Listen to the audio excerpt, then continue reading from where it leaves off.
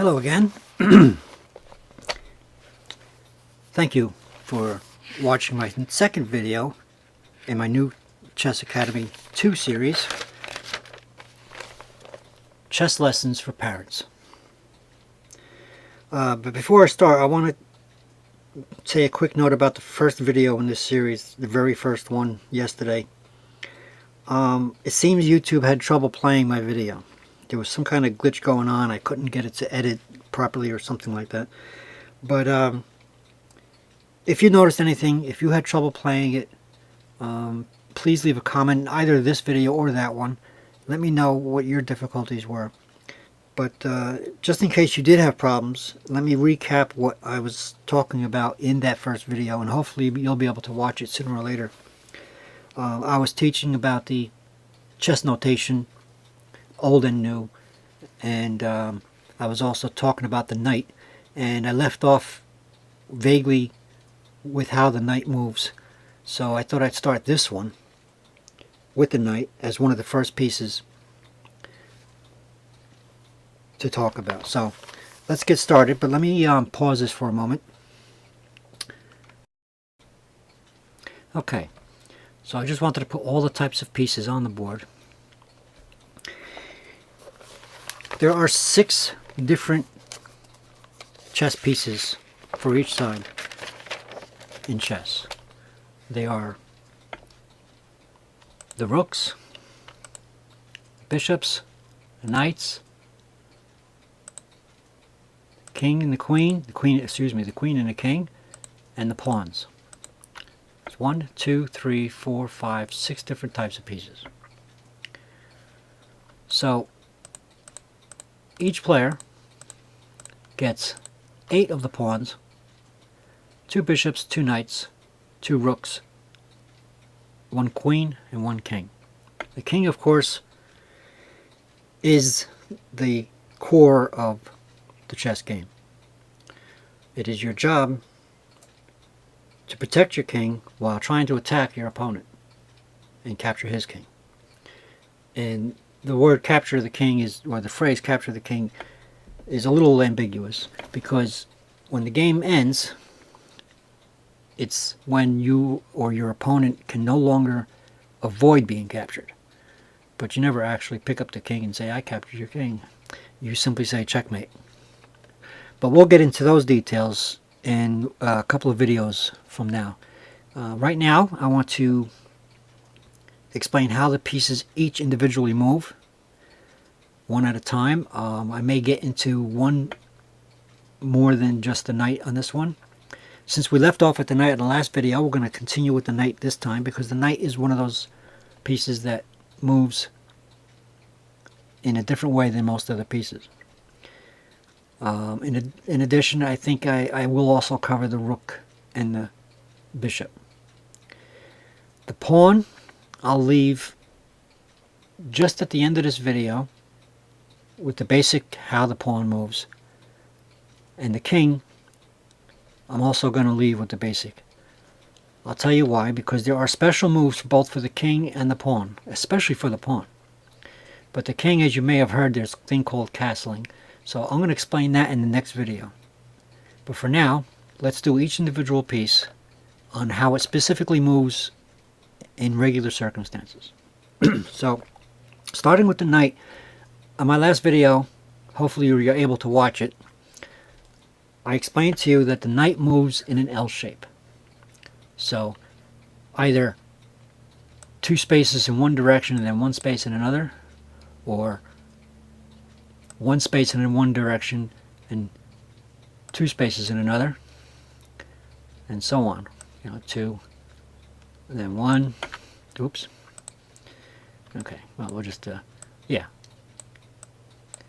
Same thing, okay?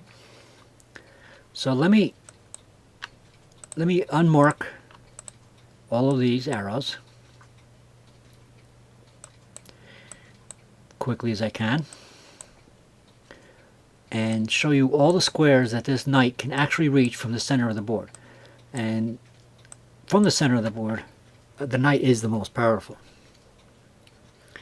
because in the center of the board, in that L shape, the knight can the knight can land on this square, this, okay, this one, and this one. So, as you can tell, if the knight is on a dark square, everywhere it lands is going to be a light square. And vice versa. Everywhere, if the knight is on a light square, everywhere it can land is going to be on a dark square. Again, the way of thinking of it is an L shape. Now, the major unique thing about knights is that they're the only piece that can jump. Now, mind you, I want to remind you that nothing in chess, no piece in chess captures by jumping. It just so happens that the knight is not blocked by other pieces. Okay? So, this white knight, for example, can move to this square and not worry about the pawn that happens to be in front of it. No other piece can do that. Okay? And the computer engine is on and it moved the piece automatically. Alright, we're going to shut that engine off right now. Okay.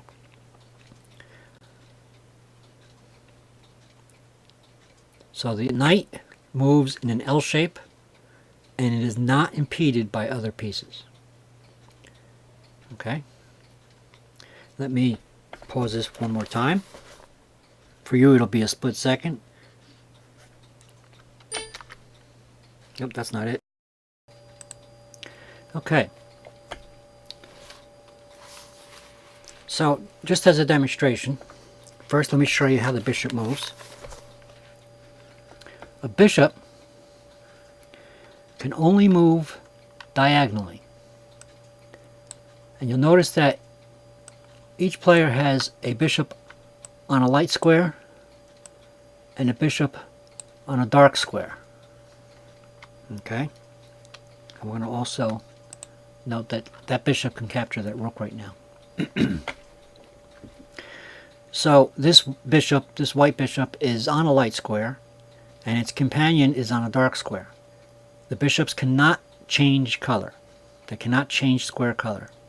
Okay? So this is the light bishop and this is the dark bishop. Now, bishops only move at an angle. And just to reiterate about the knight is being the only one that can jump over pieces, this bishop at the moment is trapped by these two pawns. This bishop cannot move until one of these pawns moves. The knight is not trapped. The knight is the only one that can jump over pieces. Okay? The queen, by the way, I haven't showed you how that moved yet. The queen cannot go past these pawns, but she does have an escape on this one angle. I'll explain to you how that works in a minute. Okay? So far, we know that the knight's moving in L shape. Okay? And the bishops move diagonally. Okay? We also know that the knights are the only piece that is not impeded by other pieces. We do not capture by jumping, but the knight is the only piece that can jump over obstacles. The knight only captures by landing, just like all the other pieces, on the square that the opponent is occupying. Okay? Just as though, for example, this bishop can capture that rook by landing on the square that it occupies. Okay? And there you have it. Alright? Now for the rooks.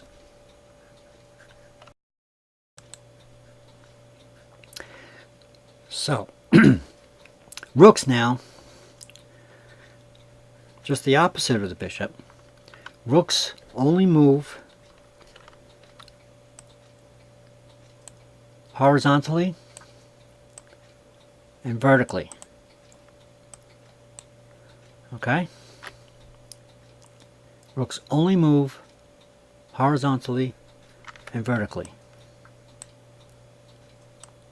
Okay? Right now, this rook can capture that pawn. Okay?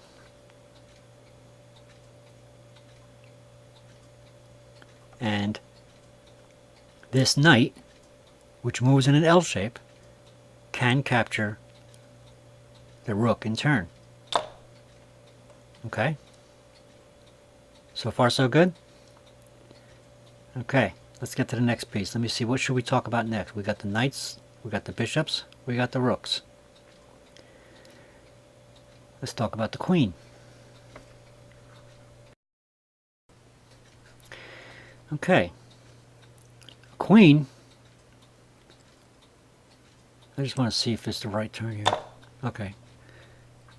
A queen is the most powerful piece on the board. The queen can move just like a rook,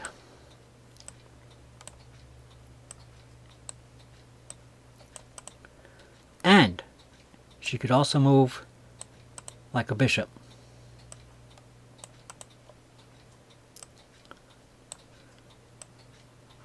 Okay? So if you think about it, the queen is the same as if you took a rook and a bishop and tied them together. She has the power of the rook and the bishop together. Now, mind you, the queen can only move one way or the other in one particular move. Okay, so for example, right now I can capture this knight and move her like a rook. Or I can capture, say, this pawn and move her like a bishop. Okay? So the queen can move in any direction, diagonally, vertically, horizontally, as many spaces as there are before a piece stops it. Okay? And remember, you cannot land on your own piece. You cannot capture your own piece. Okay? So far, so good? Let's talk about the king.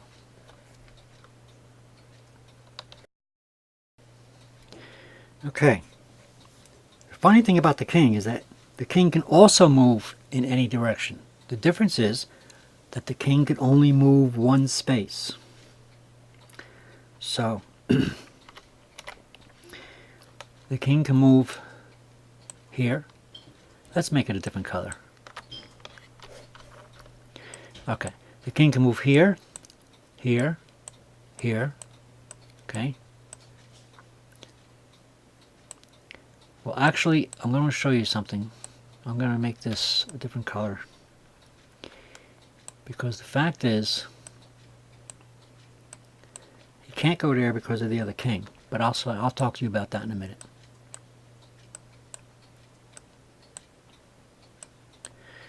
Okay.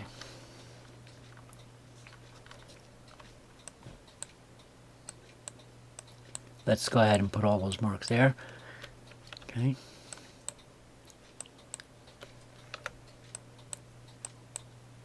Okay.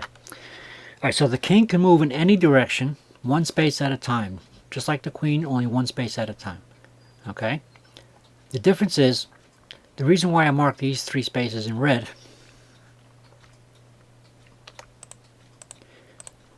is because you can never bring two kings together. So, moving this king is illegal in that space because two kings cannot be brought together. I'll explain that to you more in a later video because you cannot put your king in danger of being captured. And since the king's captured, just like all the other pieces, captured by landing on the opponent's piece, by bringing your king next to another king, you are essentially allowing it to be captured. So that's an illegal move. You cannot do that. Two kings can never be put together. Okay? So, for example, say I move my king to the left one space. Oh, I don't know, maybe he tries to keep up with me. No, on second thought, maybe he just moves a different piece.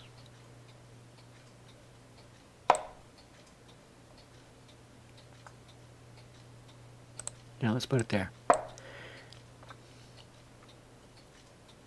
Okay, so I have a bishop on a white square. I can bring it here, knowing that his king cannot capture me. Okay? However, his knight's there. His knight can. And he knows that I cannot recapture his knight because I cannot bring my king next to his. His king is protecting that knight. Okay?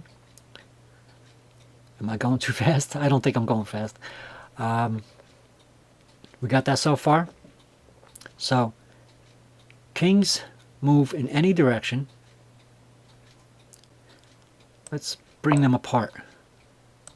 Okay? Now let's bring them apart a little bit further. Okay? So now, the kings can move. Now let's make that yellow.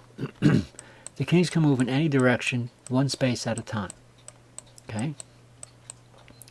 And this time, since they're not next to each other, or since they're not that close to each other, they have more freedom of movement. Okay? So right now, black can move here, or he can move here, or he can move here, etc. Okay? Just as the white king rather, can move here. Well, it's only beeping because, or whistling because it's not white's move. But let's go ahead and move black. That's fine. So the white king can move here, or here, etc. One space at a time. That's how a king moves. Okay? In the end games, kings can be actual powerful weapons. But we'll get into that later on. Now, I do want to mention that there is an exception, and it's usually played quite a bit in chess, where the king actually does move 2 spaces. And it can only happen once for each player in a game. It's called castling. But I want to explain that in a later video. Okay? Right now, I want to talk about pawns. Now, since I already have pawns on the board, I'm not going to bother pausing it and resetting the board. There's also special moves for the pawn. We are also going to talk about that in a later video. But for now, the very basic thing about a pawn is that first, pawns always move forward, never backward. Okay? All the other pieces can move in any direction, any way, any time, as long as they're not being blocked or what have you. In other words, they don't have that restriction. The pawns do have that restriction. The pawns can only move forward. And for a pawn to move on its first move, it's allowed to move 2 spaces. If you wish it to. Okay? Or 1 space. Okay?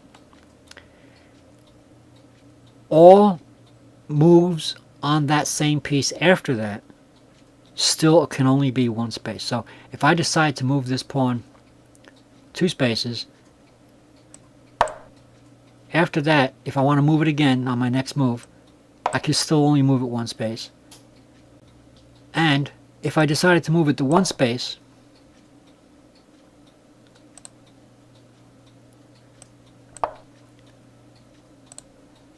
I could still, the next move, if I want to move it again, can only move it 1 more space. So it could only move 2 spaces if you want to on its first move. And that goes for every pawn. Let me just move something. Every pawn. Okay.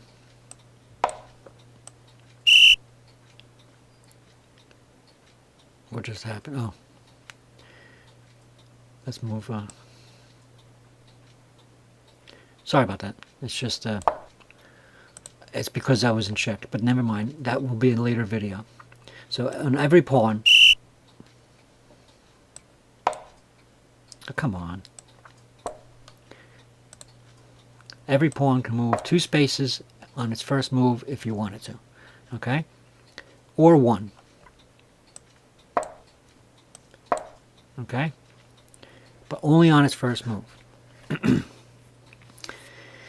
So, we now know about kings,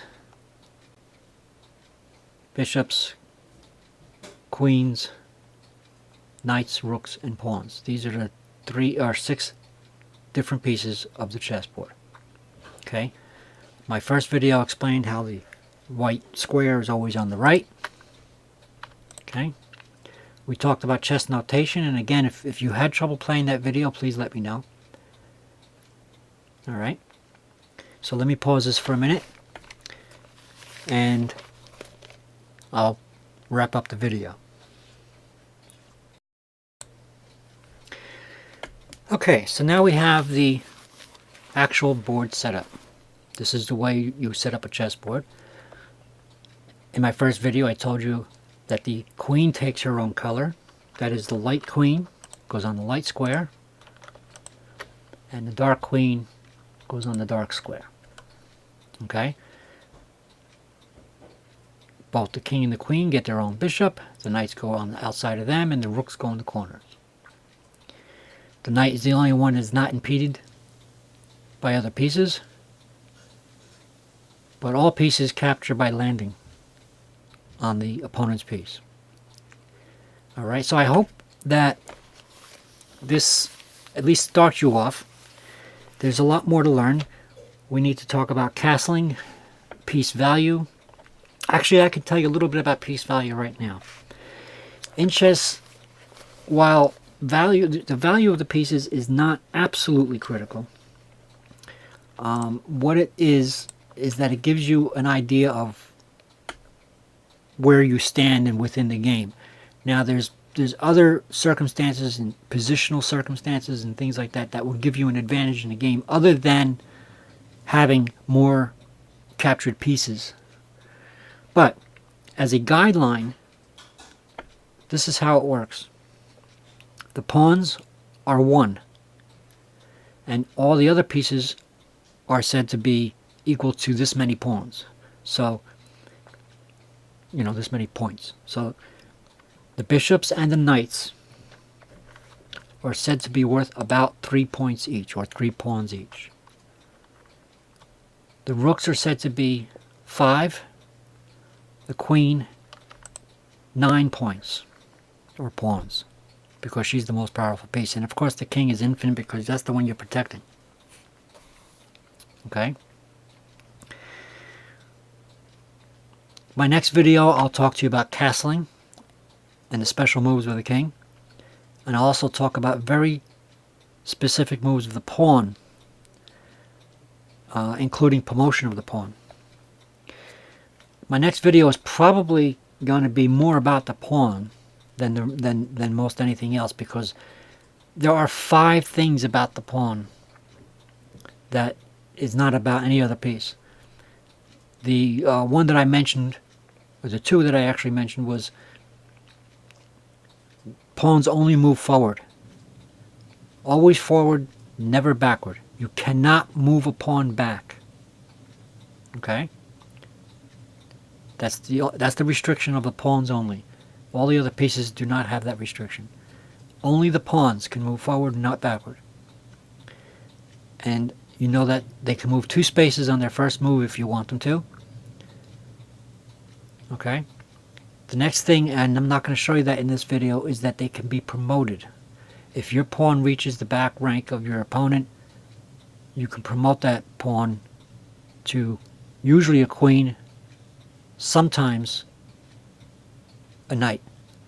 But you have a choice between a queen, a king, not a king.